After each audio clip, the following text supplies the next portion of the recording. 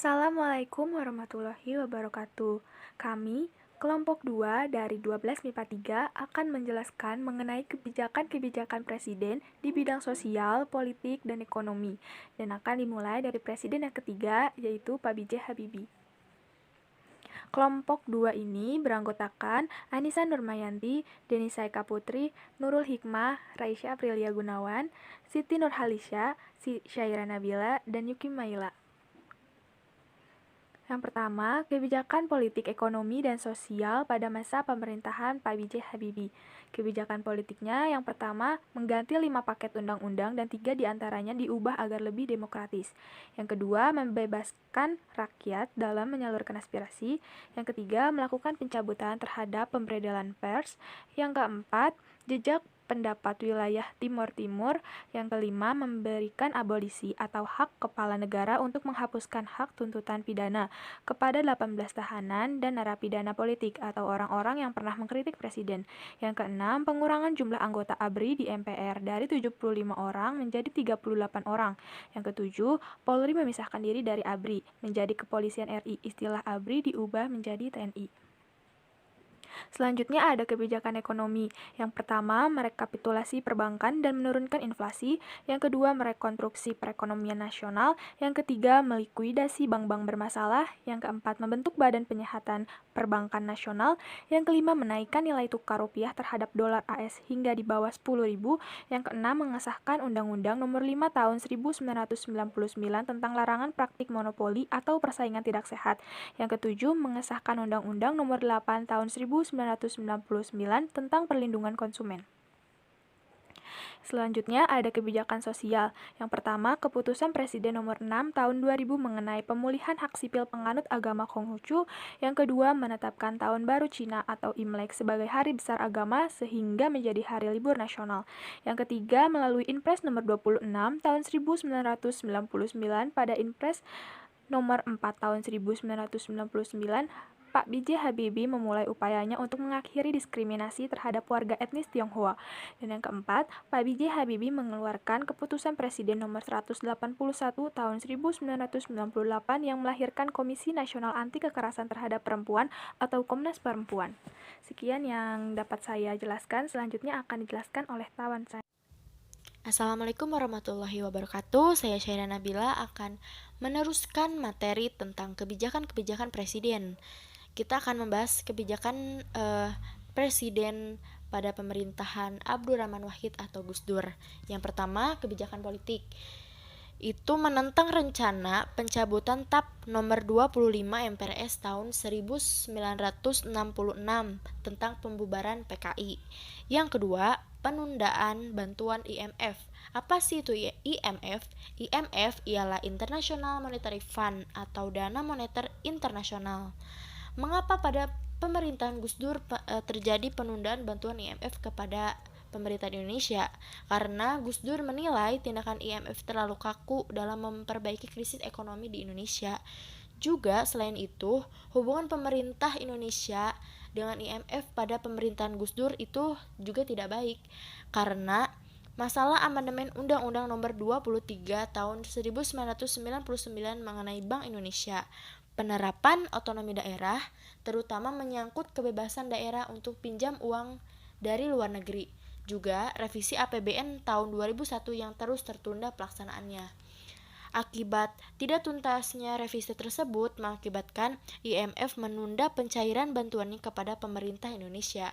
Padahal saat itu roda perekonomian nasional sangat tergantung pada bantuan IMF. Yang ketiga, membangun kembali cita Indonesia di luar negeri. Yang keempat, kampanye HAM dan demokrasi Indonesia. Selanjutnya, kebijakan ekonomi. Yang pertama, diberlakukannya ekonomi otonomi daerah dan pembagian keuangan daerah dengan pusat pada tahun 2001.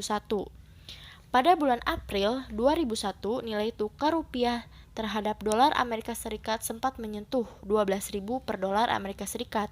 Lemah dan tidak stabilnya nilai tukar rupiah tersebut sangat berdampak negatif terhadap roda perekonomian nasional yang bisa menghambat usaha pemulihan, bahkan bisa membawa Indonesia ke krisis kedua, yang dampaknya terhadap ekonomi, sosial, dan politik akan jauh lebih besar daripada krisis pertama.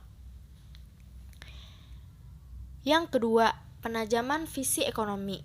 Yang ketiga, rekonsiliasi dengan lembaga-lembaga internasional seperti Bank Dunia, IMF, ADB, negara donor, dan lain-lain.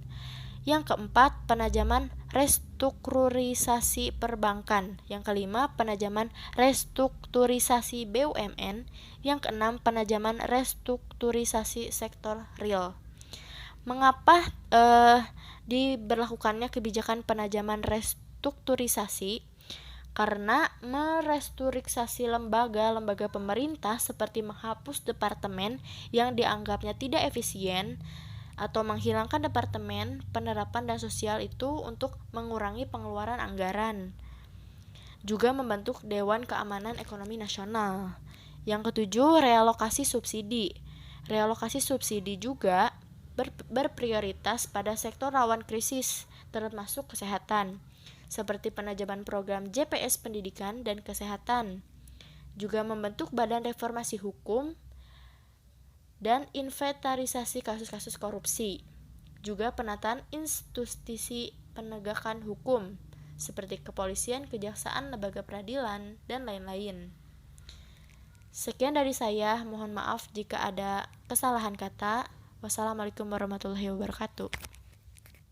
Di sini saya akan menjelaskan tentang kebijakan sosial, budaya, dan pendidikan. Yang pertama itu tentang kebijakan sosial. Penajaman program JPS Pendidikan dan Kesehatan yakin wajib belajar terlaksana dan gizi balita terpelihara.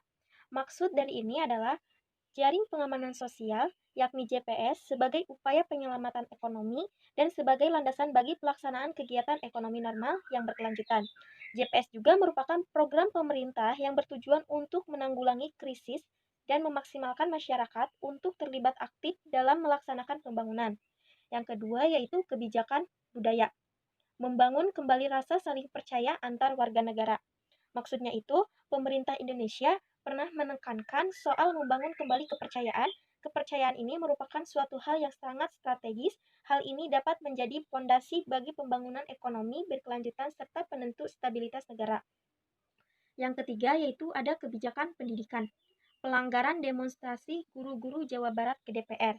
Maksudnya yaitu gerakan protes yang dilakukan sekumpulan orang di hadapan umum biasanya dilakukan oleh sekelompok mahasiswa dan orang-orang yang tidak setuju dengan pemerintah dan menentang kebijakan pemerintah. Kebijakan politik, ekonomi, dan sosial pada masa pemerintahan Megawati. Di kebijakan politik, yang pertama, melaksanakan pemilu yang demokratis yang dilaksanakan tahun 2004. Yang kedua, pemerintahan Megawati berakhir setelah hasil pemilu 2004 menempatkan persaingan Susilo Bambang Yudhoyono dan Yusuf Kala sebagai pemenang. Yang ketiga, memelihara dan menetapkan stabilitas sosial. Yang keempat, menjaga keutuhan negara kesatuan Republik Indonesia. Yang kelima, membangun tatanan politik baru. Yang keenam, mendukung dana, tenaga, dan sumber daya lain untuk suksesnya penerapan Undang-Undang Dasar tersebut. Yang ketujuh, melanjutkan amandemen Undang-Undang Dasar 1945. Yang kedelapan, meluruskan otonomi daerah. Saya Anissa Nurmayanti akan meneruskan tentang kebijakan ekonomi dan kebijakan sosial pada masa pemerintahan Ibu Megawati. Yang pertama itu ada kebijakan ekonomi. Kebijakannya itu yang pertama, meminta penundaan pembayaran utang sebesar 5,8 miliar US dollar pada pertemuan Paris Club ketiga dan mengalokasikan pembayaran utang di luar negeri sebesar 116,3 triliun rupiah. Yang kedua itu ada kebijakan privatisasi BUMN. Apa itu kebijakan privatisasi BUMN? Privatisasi adalah menjual perusahaan negara di dalam periode krisis dengan tujuan melindungi perusahaan negara dari intervensi kekuatan-kekuatan politik dan mengurangi beban negara. Dari hasil penjualan itu, berhasil menaikkan pertumbuhan ekonomi Indonesia menjadi 4,1%. Namun, kebijakan ini memicu banyak kontroversi karena BUMN yang diprivatisasi dijual ke perusahaan asing. Lalu yang ketiga itu ada direalisasikannya berdirinya KPK. Lalu ada kebijakan sosial. Yang pertama itu ada menggunakan Pancasila sebagai ideologi negara. Yang kedua, membangun tatanan politik yang baru. Yang ketiga, meluruskan masalah otonomi daerah. Yang keempat, menjaga ketahanan dan keamanan negara. Terima kasih.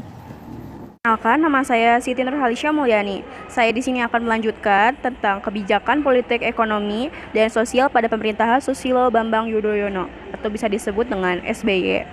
Kebijakan politiknya dapat dilihat di sini yaitu pertama, pembentukan kabinet bersatu, kedua, Kabinet Indonesia Bersatu Jilid 2. Lalu yang ketiga, menganut konsep trias politika, keempat, sistem kepartaian, kelima, politik pencitraan. Lalu di sini dapat dilihat kebijakan ekonominya yaitu satu, mengurangi subsidi negara Indonesia dan menaikkan harga BBM. Kedua, kebijakan bantuan langsung tunai kepada rakyat miskin. Lalu yang ketiga, kebijakan menyalurkan bantuan dana BOS kepada sarana pendidikan yang ada di Indonesia. Lalu kebijakan sosial yang diambil oleh SBY yaitu satu, meredam berbagai konflik di Indonesia seperti konflik di Ambon, Sampit, dan juga Aceh. Lalu yang kedua, dibuatnya UU mengenai pornografi dan provokasi.